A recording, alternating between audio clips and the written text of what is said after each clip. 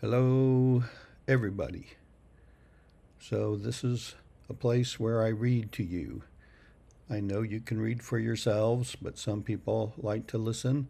So, this is your opportunity to listen. And as we go, I don't really read to you. I kind of start to read, and then my mind gets carried away and it goes someplace else. And I have the script in front of me or the story in front of me to bring myself back. And hopefully, I will track along okay this time. uh, you can find these stories on davidarment.blog or on the Patreon slash davidarment. Um, both places have stories. Not all of them have the same stories. So you'll find this probably on the davidarment.blog one if you want to go there, print it off, and try to follow along. Good luck, because I'm probably not going to read exactly what's on the page. So we're going to get started. The title, sometimes, titles mean a lot, and this title is called, or this piece is called, My Funeral. You are not coming. Today, I had the horrible realization that nobody's coming to my funeral. Of course, I have to die first. Then, after that, the death thing, nobody's going to come. If I were not me, I probably wouldn't come either. But it would seem like I'm kind of stuck. Otherwise, I'd skip it. All of this started when a bunch of us were in a car and we passed a cemetery. There were lots of colorful flowers, and this was a pretty good trick since it was winter. So most of us in the car were pretty smart, and we figured out that those were probably plastic flowers. I was in the back seat by myself, and I don't know, I got to thinking about it. I asked the people in the car if they would make sure that when I died that I had fresh plastic flowers on my grave, because those things kind of fade out in the sun and they don't look quite right. So it would be a really good idea if I had fresh plastic flowers. And there was complete silence in the car. Nobody said that they were going to help me out. And the old saying is, if you want it done right, do it yourself. Well, I could do that, except for the being dead thing's not gonna allow it. So as we were driving and we were still kind of by the cemetery, there was a place there that made grave markers, those headstone things where they write your name and when you were born and when you died, and maybe they write something nice about you. You don't ever see anything bad written about anybody. See, that was all for free. That's not even in the story. So we drove by this place, and you could look through the glass doors, and you could see they had fresh plastic flowers in there. I love that smell, that smell of fresh plastic, and I'll bet you do too. Anyway, I thought maybe I would write the Association of the Cemetery Head Markers and suggest that they provide a service where every few months they could go out and put fresh plastic flowers on graves. I think that's a great idea. There, it could be a subscription thing where you paid monthly and had your flowers switched out, and that's probably a good idea, except for dead people aren't probably great at keeping up their subscriptions. So then maybe you would need to do it like prepay, or you have to pay in advance.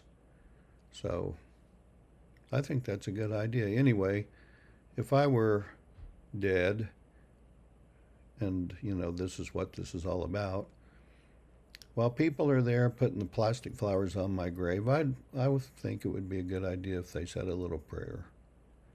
And maybe if they could cry a little bit, that would be good. And it'd be especially good if somebody was there kind of looking on and they could cry. And it would need to be a heartfelt cry. I would pay more for heartfelt. And if people were looking on, a heartfelt cry just would kind of be the icing on the cake. I'm not really sure how that would all work out, how you could pay somebody to do that and how that would all work out. But that's why we have lawyers, just for these very kind of things. Also, I would like for wailing to be involved.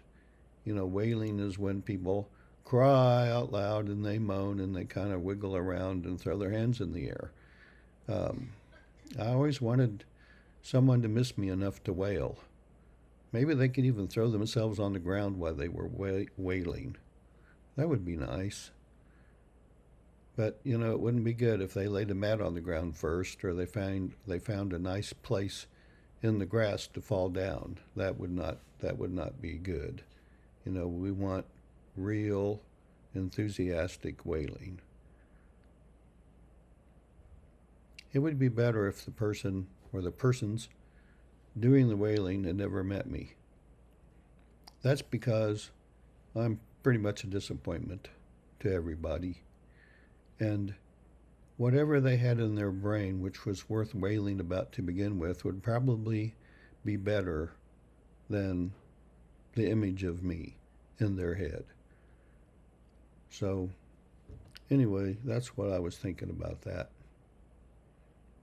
Maybe I could just have someone to come to the cemetery and take flowers off of the other people's graves and put them on mine. You know, when the professional grievers came to change the flowers and to grieve over my grave, then they could just use other people's flowers. I'm sure the dead people would never complain. As far as the funeral itself, I would like to pay for a whole host of grievers. Host. You know, host, that's a good reference. That's a good word when you're talking about death and dying.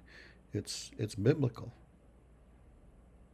So I wonder if there is an association of professional grievers. If not, there should be. You should just be able to call them up and they would send out grievers per your request. The National Association of Professional Grievers and Plastic Flower Handlers. That's handlers. That's what we need. The NAPGPFH. Well, that's too long, so that wouldn't work. We have to find a new name. It would have to be shorter. There would probably end up being a union. So I think I'm going to work on the NAPGPFH idea. I'm going to work on it in my spare time. But right now I have to go watch a rerun of The Price is Right. So nobody's going to come to my funeral. Well, maybe my friend Keith will, because I told him he could play his favorite joke off of YouTube. And I don't think he'll want to miss that opportunity. But you won't really know if Keith played the video or not, because you're not going to be there. So that's the end of the story. Come back soon and we'll have another one. Okay, how do I turn this thing off?